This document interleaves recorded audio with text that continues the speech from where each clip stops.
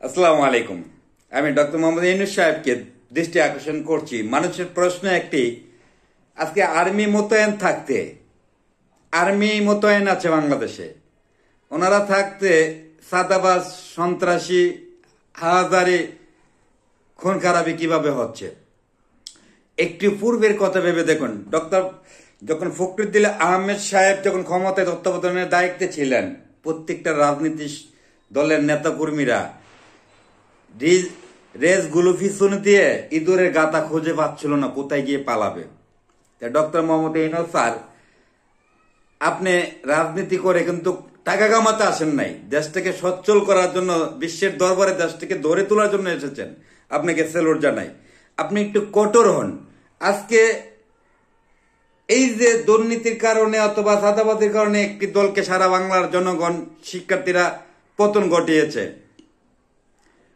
আর এখন কোন দল ক্ষমতা নাই। কে বা কারা, কোন দলের, তারা এত সাহস কোথায় থেকে পায়? স্থানে চাঁদাবাজি, দোকানে চাঁদাবাজি, সন্ত্রাসী, এগুলো স্থান দখল, তারা কোথায় থেকে এই সাহসটা পেল?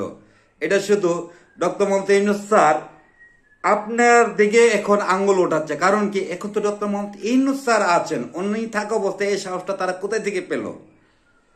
কেন বলো? ফখরুদ্দিন আমলে একটি রাজনীতি দল ওয়াশ ফলাইতে পারছে না, ডরে পালিয়ে রইছে। প্রত্যেকটারে দরে দরে ডান্ডা বাড়ি আর ইচ্ছা মতো কেদানি দিচ্ছে, সোজা করে দিছে।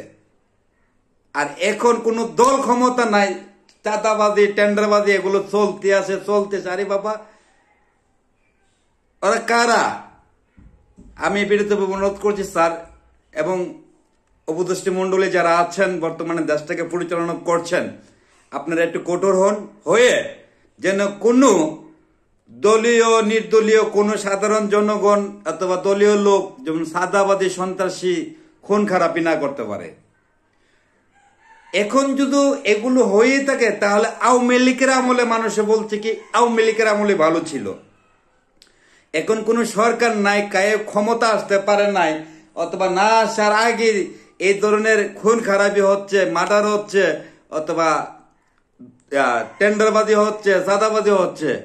তো তারা কি দোষ করছিল? এটা আমার মুখের কথা না, এটা মানুষের মুখের কথা। আশা করি ডক্টর মোহাম্মদ ইউনূস স্যার কড়া পদক্ষেপ নেবেন।